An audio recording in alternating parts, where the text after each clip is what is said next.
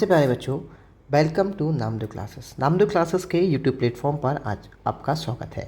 आज हम डिस्कस करने वाले हैं मल्हार पार्ट 2 गोल, जो एक संस्मरण है।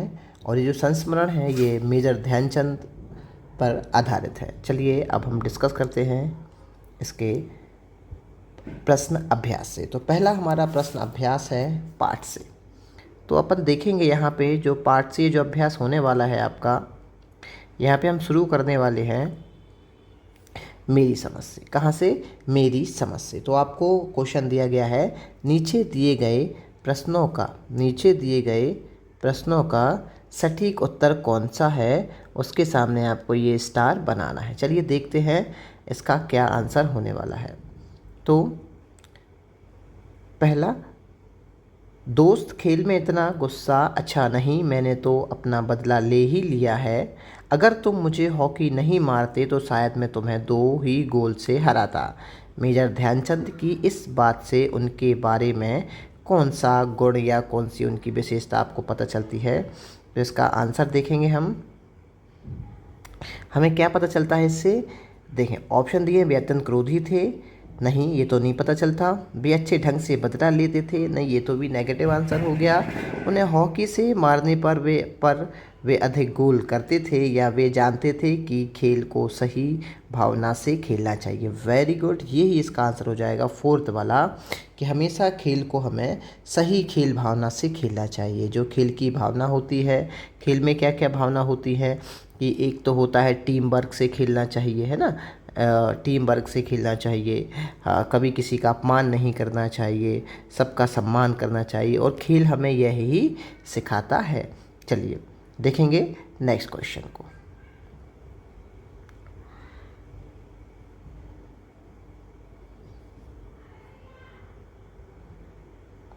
नेक्स्ट प्रश्न है हमारा, लोगों ने ध्यानचंद को हॉकी का जादूगर कहना क्यों शुरू कर दिया? तो अब देखेंगे लोगों ने ध्यानचंद को हॉकी का जादूगर कहना क्यों शुरू कर दिया था। पहला ऑप्शन, उनके हॉकी खेलने के विशेष कौशल के कारण, उनकी हॉकी स्टिक की अनोखी विशेषताओं के कारण, हॉकी के लिए उनके विशेष लगाव के कारण, या उनकी खेल भावना के कारण। तो इसका सभी आंसर लगभग मुझे लग रहे हैं कि सही होने चाहिए, बट हमें बिल्कुल सटीक आंसर देना है। तो उनकी हॉकी खेलने की विशेषताओं के कारण उनको बोला जाता है, क्या बोला जाता है? हॉकी का जादूगर। तो इसका आंसर कौन सा हो जाएगा? फर्स्ट वाला, उनकी हॉकी खेलने के विशेष कौशल के कारण। चलिए देखते हैं नेक्स्ट क्वेश्चन बच्चों। अब जो आपने ये आंसर दिए हैं, ये आंसर आपने क्यों दिए हैं, ये आपको अपने मित्रों के साथ चर्चा करनी है। तो ये आपने आंसर क्यों दिए? देखिए आगे है हमारा आंसर, जोड़ी मिलाएं। क्या है? जोड़ी मिलाएं। चलिए जोड़ी मिला लेते हैं हम। चलो देखते हैं। तो बच्चों पहला दिया गया है लांस नायक। तो पहला क्या दिया गया है बच्चों? लांस नायक। तो लांस नायक क्या होता है ये देखेंगे। इसका जो आंसर होने वाला है हमारा, इसका आंसर होने वाला है हमारा कि लांस नायक जो होता है ये होता है भारतीय सेना का एक रैंक या पद। क्या होता है? इसका जो फर्स्ट आंसर हो जाएगा हमारा ये वाला होने वाला है कि लांस नायक एक भारतीय सेना में एक रैंक होती है, एक पद होता है। दूसरा है बर्लिन ओलंपिक। तो बर्लिन ओलंपिक क्या इसका जो आंसर होने वाला है वो होने वाला है हमारा प्यारे बच्चों कि वर्ष 1936 में जर्मनी के बर्लिन शहर में आयोजित ओलंपिक खेल प्रतियोगिता, जिसमें 49 देशों ने भाग लिया था। थर्ड देखेंगे हमारा आंसर, ये हमारा कौन सा है? ये हमारा सेकंड आंसर है। थर्ड आंसर हमारा होने वाला है पंजाब रेजिमेंट। तो पंजाब रेजिमेंट का क्या आंसर होगा बच्चों? तो ये होगा कि स्वतंत्रता से पहले एक ये क्या था? अंग्रेजों की भारतीय सेना का एक दल था। ठीक है। नेक्स्ट है सैम्पर्स एंड माइनर्स टीम। तो इसका हमारा आंसर होने वाला है अंग्रेजों के समय का एक हॉकी का दल। इसका 4 हो जाएगा, और ये हमारा थर्ड ये वाला आंसर हो जाएगा। उसके बाद सूबेदार। तो सूबेदार क्या होता है प्यारे बच्चों? सूबेदार होता है हमारा स्वतंत्रता से पहले, क्या है? स्वतंत्रता से पहले भारतीय सैन्य अधिकारियों का एक दूसरा बड़ा यह पद होता था, सूबेदार। चलिए आगे देखते हैं। छावनी क्या होता है बच्चों? छावनी जो होती है हमारी, वह होती है सैनिकों का रहने का क्षेत्र। क्या होता है? सैनिकों के रहने का क्षेत्र को हम बोलते हैं छावनी। तो ऐसे ये हमारे आंसर हो गए। चलिए आगे बढ़ते हैं बच्चों हम। पंक्तियों पर चर्चा। तो ये आपको स्वयं करना है ना, ये आपको करना है, स्वयं करना है। पंक्तियों पर चर्चा कि बुरा काम करने वाला आदमी हर समय इस बात से डरता है कि उसके साथ ही बुराई ही की जाएगी, बुराई की जाएगी। तो ये तो बिल्कुल सत्य बात है ना। अगर आप किसी का बुरा करेंगे तो आपके साथ भी बुरा होगा, है ना, ये बिल्कुल सही बात है। दूसरा है कि मेरी तो हमेशा यह कोशिश रहती है कि मैं गेंद को गोल के पास ले जाकर अपने किसी साथी खिलाड़ी को दे दूँ। मतलब यहाँ से देखो खेल भावना उनकी चालू हो गई। यहाँ से क्या है, खेल भावना जो है ना, टीम वर्क। यहाँ पे क्या हो गया, टीम स्पिरिट या टीम भावना, ताकि गोल उसे करने का क्रेडिट मिल जाए। अपनी इसी खेल भावना के कारण मैंने दुनिया के खेल प्रेमियों का दिल जीत लिया। किसने जीत लिया, मेजर ध्यानचंद ने दुनिया के लोगों का, दुनिया के खेल प्रेमियों का दिल जीत लिया। चलो आगे देखते हैं बच्चों हम।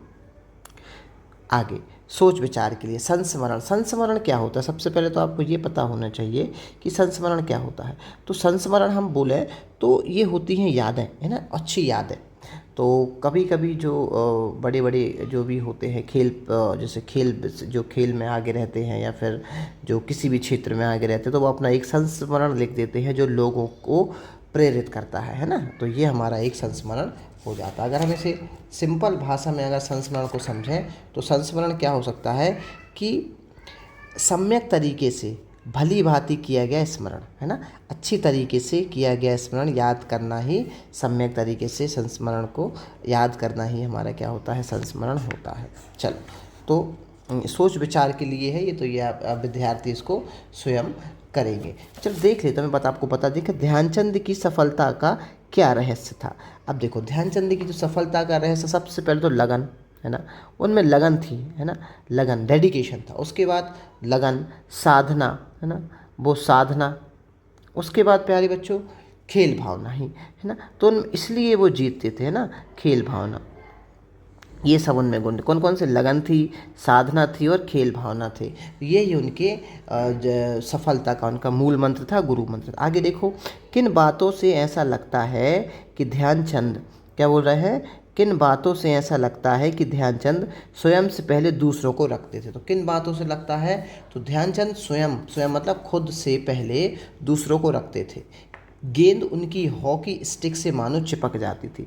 जो उनकी हॉकी स्टिक होती थी ना, जो ऐसी ऐसी होती है हॉकी, तो इस टाइप से, तो यहाँ से उनकी जो गेंद थी ना, यहाँ पे चिपक जाती थी और वे गेंद को गोल के पास तक ले जाते थे। ये जैसे ये मैदान हो गया है ना, ये मैदान हो गया, तो ये गोल यहाँ तक ले जाते थे वो अपनी हॉकी से गेंद को, और अपने साथी को दे देते थे, है ना। तो इस प्रक्रिया में वो ज़्यादा सफल हो जाते थे। चलो आगे देखते हैं बच्चों, संस्मरण की रचना। तो ये आप स्वयं कर सकते हैं बच्चों। अब देखें, शब्दों के जोड़े विभिन्न प्रकार के। अब इसमें आप देखेंगे, जैसे जैसे जैसे मेरे खेल में निखार आता गया वैसे वैसे, यहाँ पे जैसे जैसे आ गया, यहाँ पे क्या आ गया, यहाँ पे आपको दिख रहा होगा जैसे जैसे, यहाँ पे वैसे वैसे ही मुझे तरक्की भी मिलती गई। तो वैसे ही आपको कुछ और शब्दों के आपको जोड़े बनाना है। तो जैसे जैसे जैसे और वैसे वैसे शब्दों के जोड़े हैं जिनमें एक ही शब्द दो बार उपयोग में लाया जाता है। जब भी एक ही शब्द उपयोग में दो बार लाया जाए बच्चों, तो उन्हें हम बोलते हैं शब्द युग्म। क्या बोलते हैं, शब्द युग्म। शब्द युग्म में दो शब्दों के बीच एक छोटी सी रेखा लगाई जाती है, जिसे योजक चिन्ह बोलते हैं। याद रखिएगा, इसे क्या बोलते हैं, योजक चिन्ह। जैसे आप बोलते हो दिन डैश, है ना, अब जैसे जैसे वैसे वैसे कैसे कैसे, तो जो बीच में ये डैश नहीं लगाते आप, है ना, इसको बोलते हैं आप योजक चिन्ह, है ना। योजक मतलब होता है जोड़ने वाला। अभी भी ऐसे आप 5 शब्द युग्म लिखिए। चलो 5 शब्द युग्म हम लिखते हैं, चलो लिखते हैं। देखो 5 शब्द युग्म हम लिखेंगे, ठीक है। तो देखो पहला कैसा हो सकता है, पहले लिख लो आप छिपते छिपते। क्या हो सकता है, छिपते छिपते। पहला क्या हो सकता है, छिपते छिपते, ये पहला हो गया। दूसरा हो गया रटते रटते। क्या होता है, रटते रटते। तीसरा क्या हो सकता है, घर घर। क्या हो सकता है, घर घर। चौथा क्या हो सकता है, अंग अंग। क्या हो सकता है, अंग अंग। पांचवा क्या हो सकता है प्यारे बच्चों, खाली खाली। क्या हो सकता है, खाली खाली। आप भी अपने मन से इन शब्द युग्मों को बना सकते हैं। चलो नेक्स्ट देखेंगे बच्चों, खेल के मैदान में धक्का मुक्की और नोक झोंक की घटनाएं होती रहती हैं।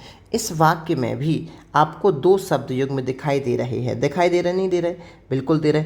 इन शब्द युग्मों के दोनों शब्द भिन्न भिन्न हैं। कैसे इनके भिन्न भिन्न है कि नहीं? यहाँ पे समान थे, यहाँ पे भिन्न भिन्न है, एक जैसे नहीं है। आप ऐसे 5 शब्द युग्म लिखिए जिनमें दोनों शब्द भिन्न भिन्न हो। चलो लिख लेते हैं बेटा। पहला लिख लो हक्का बक्का। क्या लिख सकते हो? हक्का योजक चिन्ह बक्का, हक्का बक्का। और क्या लिख सकते हो आप? नहाना धोना, नहाना डैश या योजक चिन्ह धोना। तीसरा क्या लिख सकते हो आप? तीसरा लिख सकते हो टेढ़ी मेढ़ी, टेढ़ी और मेढ़ी, टेढ़ी मेढ़ी, है ना। चौथा क्या लिख सकते हो प्यारे बच्चों? चौथा लिख सकते हो आप आस डैश पास, आस डैश पास। पांचवा लिख सकते हो प्यारे बच्चों रोटी पानी। क्या लिख सकते हो? रोटी पानी। तो ये आपने 5 आपने लिख लिए, है ना।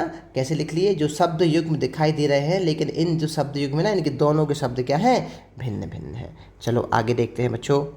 आगे देखो, अब यहाँ पे देखो, आप लोग गा वाला देखेंगे तो हार या जीत मेरी नहीं बल्कि पूरे देश की है। हार या जीत, आज मैं जहाँ भी जाता हूँ बच्चे व बूढ़े मुझे घेर लेते हैं। इन वाक्यों में जिन शब्दों के नीचे रेखा खिंची है उन्हें आप ध्यान से पढ़िए।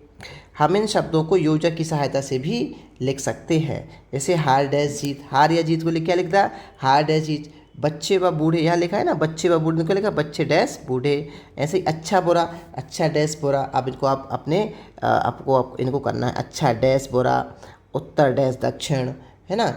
यहाँ पे क्या हो जाएगा? छोटा डैश बड़ा, या योजक चिन्ह गुरु, योजक चिन्ह, और ये योजक चिन्ह, और यहाँ पे भी योजक चिन्ह। ये क्या आ जाएंगे? हमारे योजक चिन्ह। चलो आगे देखते हैं बच्चों।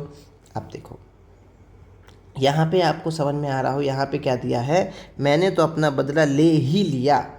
यहाँ पे ही आ गया ना, मैंने तो अपना बदला ले लिया। देखो ही जो यहाँ पे आ रहा है, तो आप देखो इन दोनों वाक्यों में क्या अंतर है? ध्यान दीजिए, बताइए, सही पहचाना। दूसरे वाक्य में एक शब्द कम है, ही कम है ना। उस एक शब्द के ना होने से वाक्य के अर्थ में थोड़ा अंतर आ गया, है ना। हम अपनी बात पर बल देने के लिए कुछ विशेष शब्दों का प्रयोग करते हैं, जैसे ही, भी, तो आदि। पाठ में से इन शब्दों वाले वाक्यों को आपको चुनकर लिखना है। ध्यान दीजिए कि यदि उन वाक्यों में ये शब्द ना होते तो उनके अर्थ पर क्या प्रभाव पड़ता। तो ये आपको शेल्प करना है। मैं आपको एक एग्जाम्पल बता दे रहा हूँ। जैसे पहला वाक्य हो सकता है उन दिनों भी यह सब चलता था, उन दिनों भी, है ना। नेक्स्ट, मैंने तो अपना बदला ले ही लिया, मैंने तो अपना बदला ले ही लिया। नेक्स्ट क्या लिख सकते हो आप? आज मैं जहाँ भी जाता हूँ सारे गोल मैं ही करता था। तो ये आप कर सकते हो अपनी पाठ्य पुस्तिका से। नेक्स्ट देखेंगे, आपकी बात, ध्यानचंद के स्थान पर अगर आप होते तो क्या बदला लेते? जो उसको हॉकी स्टिक्स लग गई थी ध्यानचंद जी को, तो अगर आप होते तो आप क्या बदला लेते? अब आपको लिखना है, ठीक है। आप कौन कौन से खेल और कौन कौन से खिलाड़ी आपको सबसे अच्छे लगते हैं? तो ये विद्यार्थी इस प्रश्न को स्वयं करेंगे कि आप कौन कौन से खेल और आपको खिलाड़ी कौन कौन से अच्छे लगते हैं और क्यों लगते हैं, ठीक है बच्चों। चलो आगे देखते हैं। समाचार पत्र से, क्या आप समाचार पत्र पढ़ते हैं? और समाचार पत्र में प्रतिदिन खेल के समाचार पत्र आते हैं? बिल्कुल आते हैं। अगर समाचार पत्र पढ़ते हैं तो लास्ट में समाचार पत्र का जो लास्ट वाला पेज से सेकंड लास्ट जो पेज होता है वहाँ पे लिखा रहता है खेल समाचार। क्या लिखा रहता है? खेल समाचार। तो आपको क्या करना है, आपके घर या लाइब्रेरी से पिछले सप्ताह के समाचार पत्रों को आपको लेना है और अपनी पसंद का एक खेल समाचार जो आपकी कॉपी है ना, जो आपकी नोटबुक है, वहाँ पे पेस्ट आपको करना है, ठीक है। चलो, मान लीजिए आप एक खेल संवाददाता, खेल संवाददाता मतलब क्या होता है? जो खेल की हमें न्यूज़ बताते हैं, है ना। अगर आप वो हैं तो किसी खेल का आपको आंखों देखा प्रसारण अपने समूह के साथ मिलकर कक्षा में उस खेल का आपको चर्चा ये हाल प्रस्तुत करना है। तो ये विद्यार्थी स्वयं करेंगे। चलो नेक्स्ट देखते हैं। ये चलो आज की पहेली, यह एक रोचक पहेली दी गई है यहाँ पे। चलो अपन रोचक पहेली को देखते हैं। क्या है रोचक पहेली? आपको 3 खिलाड़ी दिखाई दे रहे हैं, आपको पता लगाना है कि कौन सा खिलाड़ी